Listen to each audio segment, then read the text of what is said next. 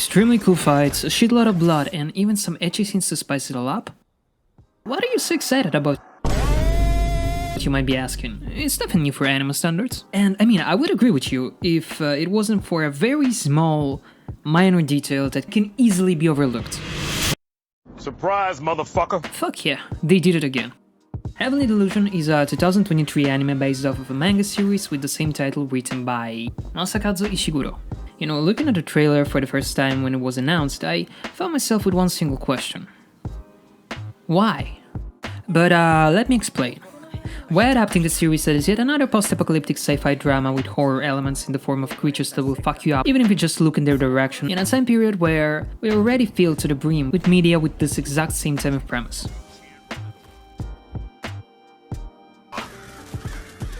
"15 years have passed since the apocalypse. We were introduced to the two main characters, Maru and Kiruko, having the opportunity to take a look at their routine, which mostly consists of scavenging, looking for food, and enjoying the lost modern-day commodities.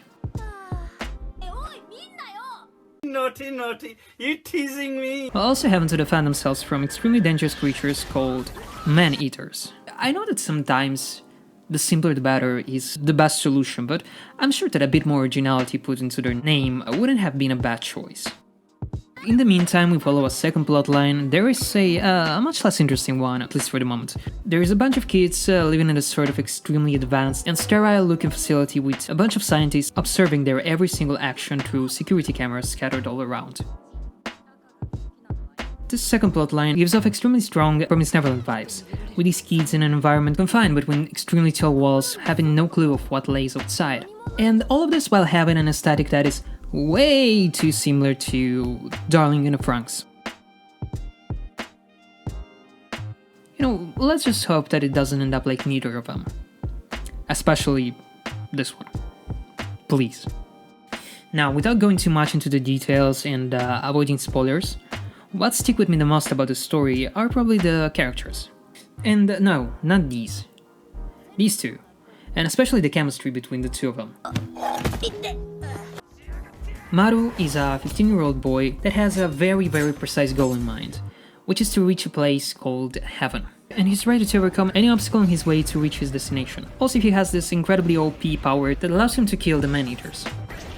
While Kiruko is an 18 to 20-year-old girl that works as a bodyguard. She's very strong and skilled, and is ready to risk her own life in order to bring Maru to his destination.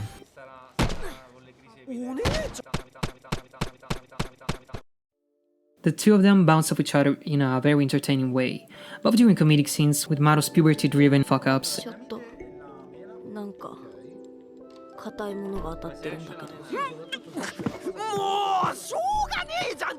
and Kiruko's more sarcastic and a tiny bit cynical approach, as well as in more serious or even soul-wrenching scenes. I promise you that if one of these two dies, it's probably gonna be the second time I'll shed a tear watching an anime.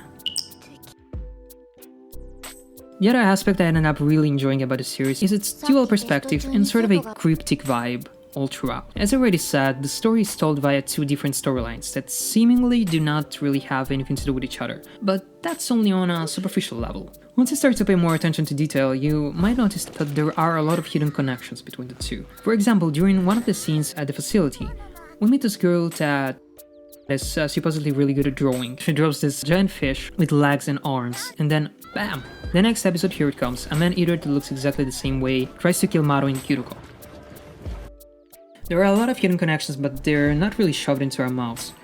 This series likes to feed us a crumble at a time, like we're some blaked pigeons at the park.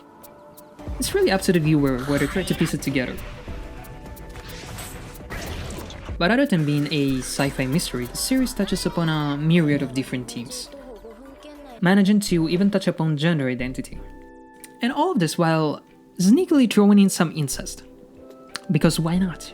You know, it's anime, there's obviously gonna be incest like it.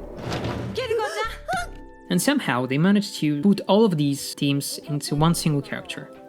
Now, spoiler alert, if you do not want to know this, because it's quite an important part of the story, although it happens during the second episode, so it's not really like a major spoiler. I really like you, okay? I'm a man. I really like you, okay? Yep, you heard that right. Kiruko is not really a girl. She's actually her brother that, after getting killed by a man-eater, had his brain transplanted into his sister's body. And by the way, he was in love with his sister. Did I forget to mention that? Yeah. You know, this season I thought the reincarnation plot twist in Oshinoko was quite worthy of the Originality Award, but this might have surpassed it. Not only that, but you know, the series is actually full of LGBTQ plus elements, incredibly managing to touch upon all of them in a very, very delicate and not obnoxious way. You know, even the fact that Maru confesses his love to Kiruko before knowing that it's actually a dude. Yet once he learns this fact, it doesn't really put him off of seeing Kiruko as a possible love interest. For risking his life trying to run away from a wild bear. Time to let me touch your boobs. But let's be honest, we would all do the same. Just look at him. Just look at him. And tell me, would you not do the same? I know you would. I know you would, so don't talk shit. You would. Now, other than that, this series also boasts an outstanding technical quality. The animation is as fluid as Kiruko's sexuality, and the settings, oh my god, especially outside the facility, are some of the best and most detailed environments we get in a while, perfectly giving off the abandoned and post-apocalyptic vibe with these empty streets and abandoned buildings that look as if they were actually frozen in time. Heavenly Delusion is a series that definitely deserves a chance. And honestly, it might just be for everybody. Hey, what's the matter?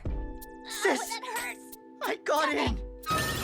Considering how variegated its themes are, and even if you don't give a shit about all the gender and LGBTQ stuff, or if you're not really the type of person that likes to put pieces of the story together as if it was a puzzle, well, you can definitely watch this series with your mind turned off and, you know, embrace the monkey that is in you and just enjoy all of the amazingly animated fighting and, as well as, you know, the occasional ecchi scenes here and there.